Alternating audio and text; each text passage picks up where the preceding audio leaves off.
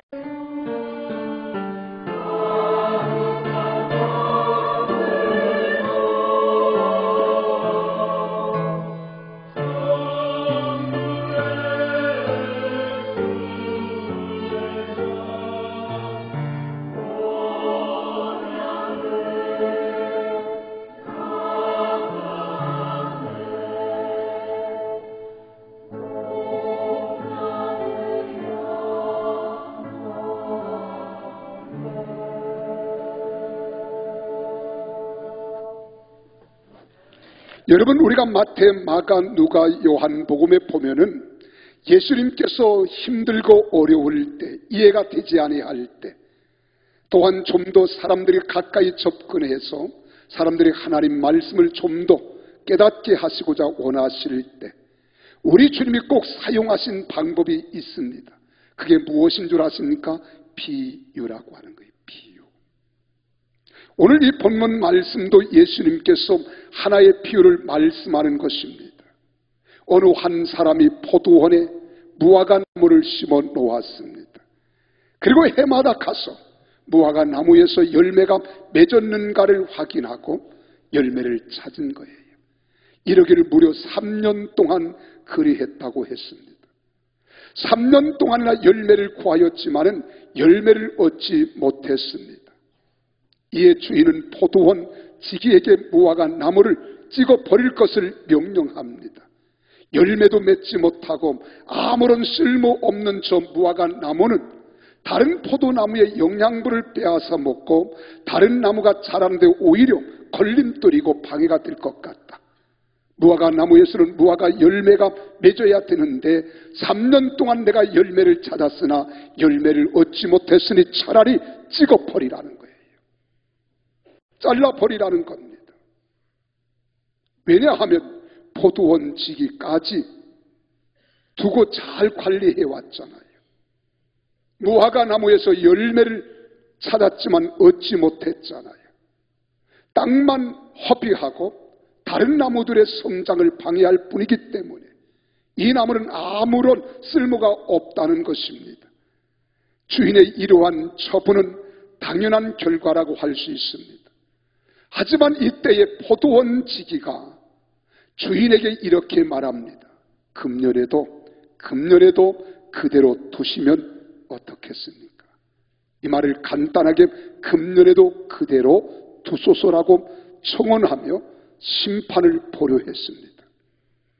우리도 연말을 맞이해서 한 해를 우리가 생각해 보면 주님 앞에 내놓을 만한 것 얼마나 있습니까? 주님께서 오늘 여러분들에게 열매를 찾고자 하실 때에 주님 앞에 내놓을 만한 열매는 얼마나 있느냐는 거예요. 우리 주님은 지금도 우리에게 열매를 찾고 계십니다. 주님 앞에 내놓을 만한 열매가 없이 책망의 대상일 뿐이라면 얼마나 불행입니까? 뿐만 아닙니다. 심판을 받아서 우리가 영벌을 받아야 마땅하지만 그런 우리를 위해서 금년에도 그대로 두라고 하신 것은 바로 예수 그리스도를 무용하는 겁니다. 여러분, 지금도 하나님 우편에 예수님은 살아계시고 우리 형편과 처지를 다 알고 계시며 낱낱이 보고 계시고 꿰뚫어 보시며 여러분 속마음까지 다 알고 계시는 분이 우리 주님이신 줄 믿으시기를 바랍니다. 우리가 1년 동안 뒤돌아볼 때에 내 열매가 없다면, 우리 하나님 앞에 내놓을 만한 열매가 하나도 없다면 반드시 주님은 우리를 책망하실 겁니다. 그런데 우리 주님은 보좌 우편에서 지금도 하나님께 이렇게 아리고 있습니다. 하나님, 그동안 물도 줬습니다. 거름도 줬습니다. 벌레도 잡아주었고요. 잘 보살폈지만은 올해 열매를 맺지 못했다고 해서 너무 낙심하지 마세요. 한 해만 더 그대로 두시면 열매를 맺지 않겠습니까? 라고 지금 이 포도원 지기가 주인에게 이야기하는 것은 우리 주님께서 지금 주인 되시는 하나님 아버지 앞에 아리는 것과 같다는 것입니다. 우리를 위해서 금년에도 그대로 두소서라고 요청하시는 주님의 간곡한 요청 때문에 오늘 우리가 살고 있는 것입니다. 날마다 우리도 척박하고 혹독하고 견디기 힘든 환경 속에서도 합당하고도 풍성한 열매를 맺어서 주인 되시는 하나님 아버지께 잘했다 칭찬받는 신실한 성도들, 사명자들이 되어야 되지 않겠습니까? 여러분, 학생은 학기 말고사가 있고 학년 말고사가 있어요. 1년 동안 수고한 결과는 성적으로 나타나는 겁니다. 우리 직장에서는 여러분 우리 직장에서 일한 효율성으로 나타나는 거예요. 내가 얼마나 수고하고 애썼는가에 대한 열매는 우리의 삶을 통해서 우리가 얻어지고 나타나는 겁니다. 여러분, 우리가 마태복음 21장 18절에서 21절과 마가복음 11장 12절에서 14절에 기록된 말씀을 보면 예수님께서 저주하신 무화과 나무의 사건이 나옵니다. 예수님이 길을 걸어가시다가 시장하셨어요. 잎사귀가 무성한 무화과 나무를 보시고 잎사귀 사이에 이리 보고 저리 보시면서 혹시나 무화과 나무에 열매가 있어 나의 시장길을 좀 해소하시려고 열매를 찾았지만 잎사귀만 무성하고 열매 없음을 보시고 우리 주님이 그 나무를 저주하시는 거예요. 다시는 너에게서 열매를 맺지 못하리라. 놀라운 일이 벌어졌습니다. 주님께서 그렇게 저주하신 이 무화과 나무, 저주받은 무화과 나무는 잎사귀부터 뿌리까지 다 말랐다는 거예요. 얼마나 무서운 저주입니까? 이것이 바로 저주하신 무화과 나무의 사건입니다. 시장하신 예수님께서 열매를 얻을까 하였으나 열매를 얻지 못하자 내리신 결론입니다. 본문의 말씀 내용은 그것들과는 전혀 다릅니다. 그러나 취지는 같습니다. 이 비유는 회개를 촉구하시면서 참고 기다리시는 하나님의 인내하심에 치중하고 있다는 것입니다. 오늘 우리는 본문에서 몇 가지 하나님의 참되신 뜻을 배우며 한 해를 마감하는 송년주일에 우리 자신을 돌아보고 회개할 것을 회개하고 돌이킬 것을 돌이키고 각오할 것을 다짐하면서 굳게 새 2020년을 희망찬 새해로 맞이할 수 있는 성도들이 다 되시기를 예수님 이름으로 축원합니다. 자, 그렇다면 이 무화과 나무는 여러 가지 사정, 환경, 정황을 보면은 아하, 이 무화과 나무는 남다른 축복과 특권을 누리고 있는 나무였다 하는 것을 우리가 느낄 수 있습니다. 이 무화과 나무는 포도원에 심겨졌다고 6절에 말하고 있잖아요. 6절 말씀을 다 함께 우리 주의 깊게 읽어보실까요? 시작. 이에 비유로 말씀하시되 한 사람이 포도원에 무화과 나무를 심은 것이 있더니 와서 그 열매를 구하였으나 얻지 못한지라. 그래, 이 무화과 나무는 포도원에 심겨졌다는 거예요. 이것은 비옥한 땅에 심겨 있다는 것을 의미합니다. 여러분, 길가에 아무렇게나 자라나는 다른 무화과 나무와는 다르게 포도원에 심겨 있다는 것은 주인의 특별한 배려입니다. 다른 무화과 나무보다는 여러분 우대를 받았다는 거예요. 이 무화과 나무는 주인의 정성스러운 보살핌과 보호와 기대의 나무가 되었다는 겁니다. 이 나무는 주인의 특별한 대우와 남다른 관심과 축복을 누리고 있는 거예요. 참으로 자랑스러운 일입니다. 축복스러운 일이고 감사할 일입니다. 이 무화과 나무로 생각하면은 여러분 주인의 보호를 받고 또 관리를 받으며 자랄 수 있다는 것 얼마나 놀랍습니까? 그러나 특권에는 특별한 책임이 있습니다. 특별한 의무도 있음을 우리는 잊어서는 안 됩니다. 우리가 구약 성경을 보세요. 일반적으로 포도원은 이스라엘을 의미할 때 포도원을 말합니다. 그래서 포도원을 헌다 하는 말은 하나님의 나라, 선민은 이스라엘 백성들을 해하는 자, 무너뜨린 자를 가르쳐 말합니다. 그래서 이사야 5장 1절에서 7절에 보면, 또한 시편 80편 8절 이하에 보면 바로 포도원은 이스라엘을 의미한다고 이렇게 말해요. 또 뿐만 아닙니다. 무화과도 역시 이스라엘 민족을 표시하는 겁니다. 호세아 9장 10절과 에레미야 24장 3절, 마태복음 21장 9절에 보면은 이 무화과 나무도 역시 이스라엘 민족이라는 거예요. 그들은 하나님의 특별한 축복과 은혜를 입은 선민들입니다. 하나님은 그들에게 특별한 기대를 가지고 있었다는 거예요. 여러분, 하나님께서 그만큼 많은 사람들 가운데 자그마한 나라 이스라엘에 대한 관심을 가는 것은 이스라엘을 하나님께서 선민으로 택하시고 보호하시고 인도하시고 지켜주시고 역사해 주시고 내가 너희를 붙잡아 주시겠다는 거예요. 그래서 이스라엘 민족은요, 다른 나라 민족과 달리 특별히 우리는 선택된 민족임을 자부심을 갖습니다. 자부심을 가져요. 그래서 이스라엘 민족은 우리 하나님 여호와만이 우리를 지킨다는 거예요. 그래서 그들은 고백합니다. 여호와는 나의 반석, 나의 산성, 나의 요새, 나의 피할 바위. 믿습니까? 하나님의 특권을 받은 사람이에요. 여러분, 오늘 우리도 마찬가지입니다. 여러분도 만에 하나 천에 하나 하나님의 자녀가 되어지고 하나님 백성으로 살아가는 것은 여러분들이 지식이 있어서가 아닙니다. 잘나서가 아닙니다. 위대해서가 아닙니다. 하나님이 만에 하나 천에 하나 여러분을 택하시고 불러 예수 그리스도의 십자가의 대속의 피로 속게 해주시고 무지몽매한 우리 속에 성령님을 보내주셔서 깨닫게 하시고 알게 해주시고 믿게 하시리가 성령님이신 거예요. 그러니까 우리도 무화과나무 같은 존재들입니다. 포도원과 같은 존재들입니다. 하나님의 특별하신 관심과 은혜와 은총을 입은 우리인 것을 믿으시면 아멘 하십시오.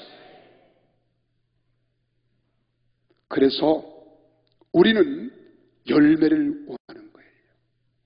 부모는 자녀에게 열매를 원하잖아요.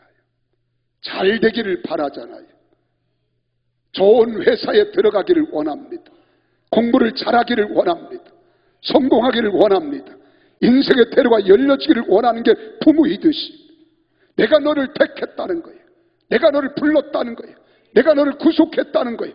너는 내 것이라는 거예요. 그러니 너희는 잘 되기를 원하는데 그 잘 되는 결과가 뭐냐? 열매를 기다리신다는 거예요. 우리가 예수를 믿으면 그리스도인들은 공통적으로 맺어야 할 열매가 4가지가 있습니다. 첫째는 예수를 믿으면 첫 번째 우리는 회개의 열매를 맺어야 돼요. 회개의 열매를 맺을 때 우리는 정결함을 얻습니다. 거룩함을 얻습니다. 믿음이 더욱 견고해지는 거예요. 그래서 예수님이 나의 구원자 되시오 대속자인 것을 확신하는 사람들은 언제나 나의 삶, 나의 언어, 나의 행실을 하나님의 살아계신 말씀 앞에 비추어 우리는 비교하는 겁니다. 아, 내가 주님 말씀대로 살지 못하는구나. 이게 주님 뜻을 내가 거역한 것이로구나. 하나님의 뜻을 외면한 것이로구나. 내가 말씀에 불순종했어. 그래서 우리는 회개하는 거예요. 회개. 그리스도인은 철저히 회개가 있을 때 하나님의 인치심을 받습니다. 의롭다함을 얻습니다. 거룩한 백성의 특색을 우리는 살리며 살아가는 거예요. 두 번째로 이렇게 회개하면 예수 그리스도가 내 안에 거하실 때 우리는 빛 대신 주님이 나와 함께 하심으로 우리는 빛의 열매를 맺어야 합니다. 빛의 열매는 착함과 의로움과 진실함이에요. 예수를 믿고 섬기는 사람은 언제나 선한 일을 행하기에 합당한 착함이 있다는 거예요. 진실함이 있습니다. 의로움이 있습니다. 이렇게 살아야 하나님의 자녀라 이 말입니다. 이것이 바로 열매입니다. 그러면 하나님은 우리에게 놀라운 은혜를 주시는데 성령님을 보내주시는 거예요. 성령이 오시면 우리 속사람이 변화됩니다. 우리 성품이 변화됩니다. 그래서 세속적으로 살아가던 우리가 영적인 하나님의 사람이 되는 거예요. 겉사람이었던 우리가 속사람이 변화되는 거예요. 그러므로 사랑과 희락과 화평과 온유와 양선과 자비와 충성과 절제니 이 같은 것을 금지할 법이 없다는 거예요. 오직 예수 그리스도 안에 거하는 사람은 언제나 사랑이 넘쳐납니다. 화평으로 가득 찹니다. 온유함으로 주님의 성품을 닮아갈 수 있어요. 어떤 경우도 오래 참을 수 있고 자비를 베풀고 우리가 충성하며 기쁨으로 가득 찬 인생을 살아갈 때 우리가 절제할 수 있는 힘도 얻어지는 거예요. 그래서 예수 믿는 사람은 이런 열매를 맺어야 되는데, 나는 여러분 속에 이런 성령의 열매가 주렁주렁 맺혀가기를 주의 이름으로 축복합니다. 마지막으로, 그러면 우리는 반드시 성령 충만할 때 생명의 열매를 맺는 거예요. 우리 주님이 그렇게 말씀하잖아요. 요한복음 10장 10절에 도적이 온 것은 도적질하고 죽이고 멸망시키는 것뿐이로되 예수님이 이 땅에 오신 것은 우리로 하여금 생명을 얻게 하시되 더 풍성히 얻게 하려 하심이니라. 그래요, 여러분들이 가는 곳곳마다 변화의 역사가 일어나는 거예요. 빛의 역사가 일어나는 거예요. 성령님의 임재하심을 경험하는 거예요. 그래서 우리를 통하여 예수는 그리스도라고 입술로 증거한 것이 전도요, 나의 삶을 통하여 모든 사람들이 볼 수 있고 또한 깨달을 수 있고 인식할 수 있도록 하는 것이 증인입니다. 그래서 복음은 입술로 증거하는 것이 있고, 여러분의 행함을 통하여 이웃과 모든 사람들에게 그리스도의 향기를 바람으로 우리가 맺혀지는 것, 이것이 바로 전도인 것을 믿으시면 아멘 하시고, 이런 열매를 우리가 맺어야 되는데 이 무화과 나무는 주인의 기대를 저버리고 말았어요. 매년마다 주인이 찾아와서 열매가 혹시나 있을까요 보았더니 열매가 없습니다.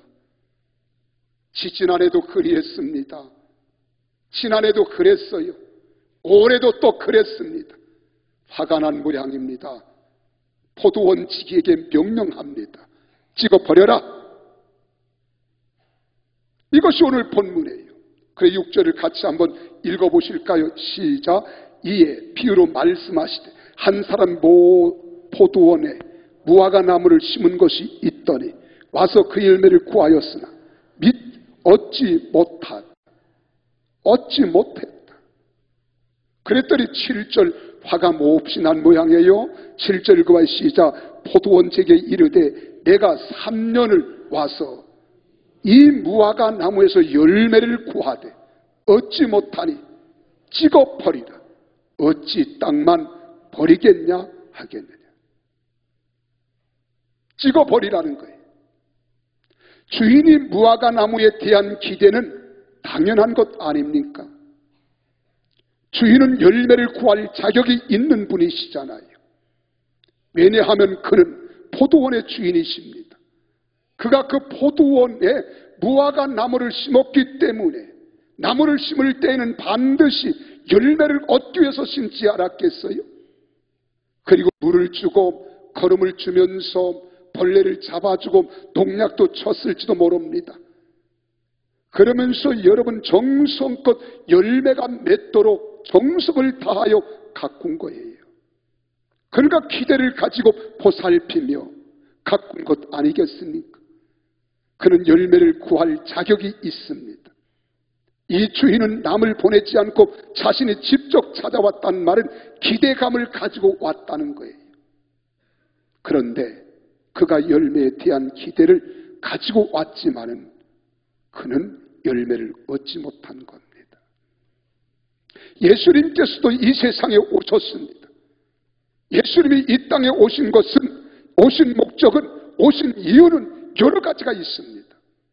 성경은 여러 가지를 말씀하고 있지만은 몇 가지를 골라 말씀을 드리면 마가복음 1장 38절에 그럽니다. 복음을 전하러 오셨다는 거예요. 누가복음 5장 32절에서는 죄인을 불러 회개케 하려고 오셨다는 거예요. 복음을 전하러 오셨으면 복음을 듣고 믿어야 되는데 사람들이 믿지 않습니다. 회개케 하려고 오셨다면 회개하면 주인이 기뻐하시는데 사람들이 회개하지 않아요. 누가복음 12장 49절에서는 모든 악한 것을 불사르려고 오셨습니다. 또한 누가복음 19장 10절에서는 우리를 구원하시기 위해서 오셨다고 했습니다. 요한복음 10장 10절에서는 생명을 주시려고 오셨습니다. 요한복음 12장 27절에서는 죄인을 위하여 죽어 주시려고 오신 거예요. 요한복음 18장 37절에서는 진리를 증거하기 위하여 오셨습니다. 누가복음 오늘 본문에서는 열매를 얻게 하시려고 오셨다는 거예요. 여러분, 예수 그리스도는 열매를 구하려고 자기 백성 곧 유대인들에게 오셨습니다. 하나님께서는 그의 포도원에 심겨진 자들로부터 열매를 요구하시며 기대하고 계신 겁니다. 하나님께서는 땅 끝까지 이 복음이 전파되기를 원하시는 거예요. 그래서 한 사람 한 사람 구원하시기까지 얼마나 정성과 믿음을 심은 줄 아십니까? 마치 포도원 지기가 이 주인이 농사 지는 것처럼 하나님께서는 땅을 파서 돌을 제거하고 좋은 상품 포도나무를 심고 무화과나무를 심은 거예요. 그래서 이사야 5장 2절에서는 말합니다. 땅을 파서 돌을 제하고 극상품 포도나무를 심으셨다고 했어요. 그리고 좋은 포도 맺기를 바라신 겁니다. 그런데 어떻게 되었습니까? 이사야 5장 4절에 보니까 좋은 포도 맺기를 바랐더니 들포도를 맺으면 어쩌민고? 라고 탄식하는 거예요. 하나님께서는 열매를 구하고 있습니다. 열매를 구하되 좋은 열매를 구하십니다.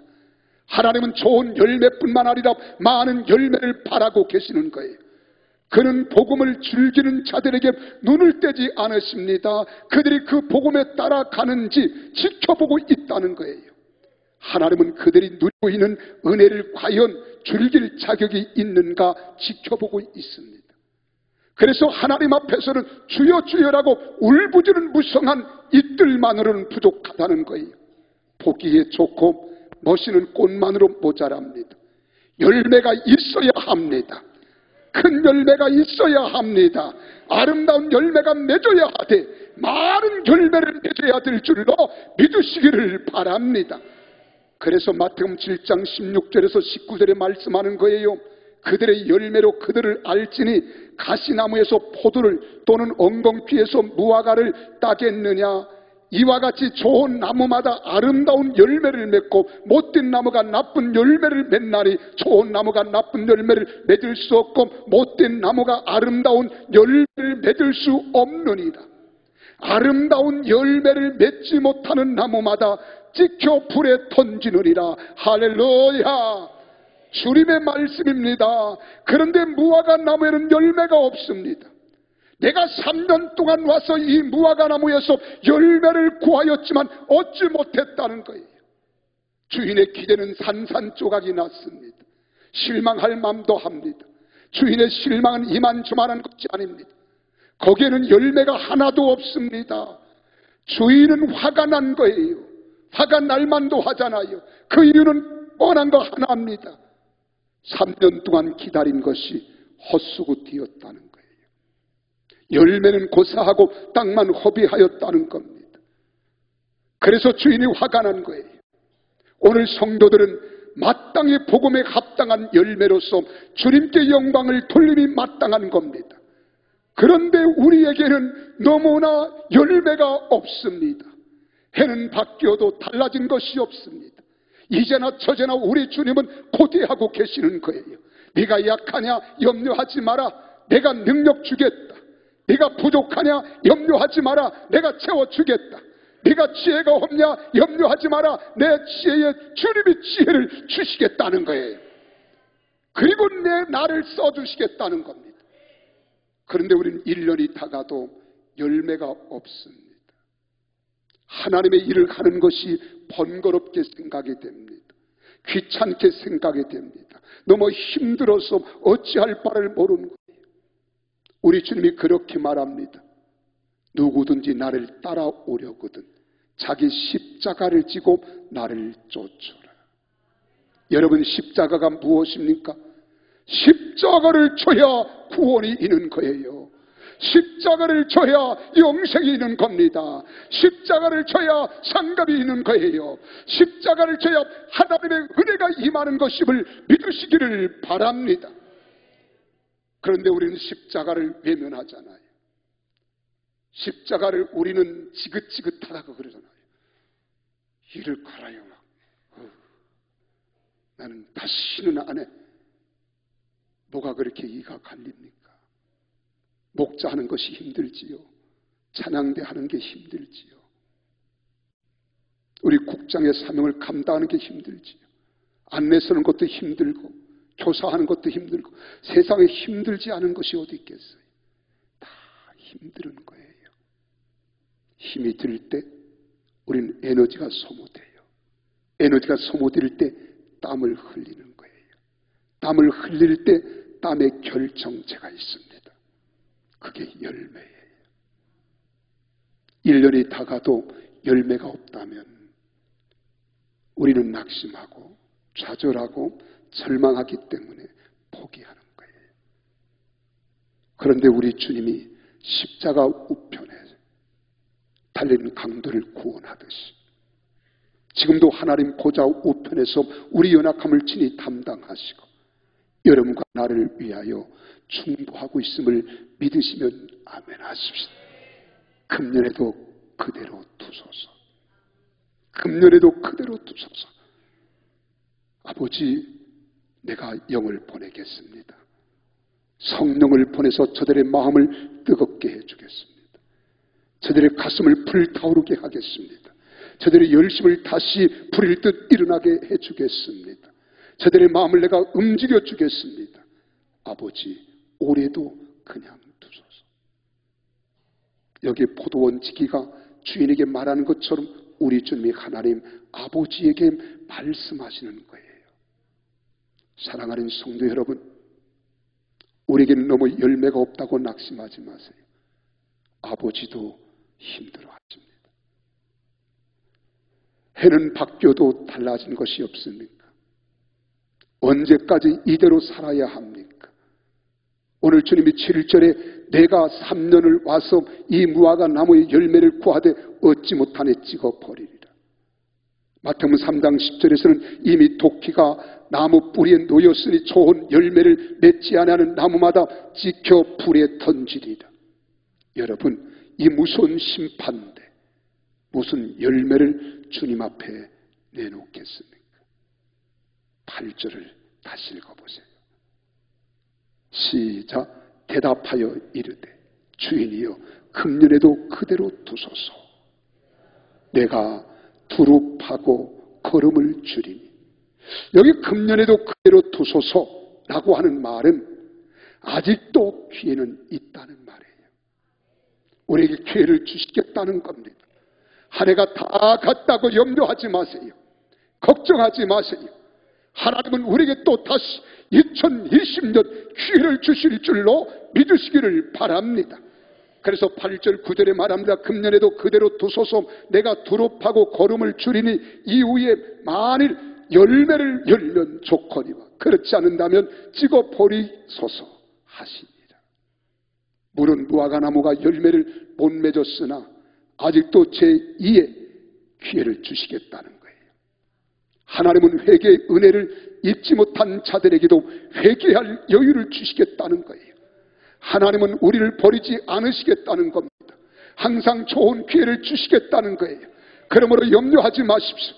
이제 한 해 아쉬운 건 많지만 떠나보내십시다. 그리고 새해 희망찬 2020년을 맞이하는 우리 성도들이 되시기를 주의 이름으로 축원합니다.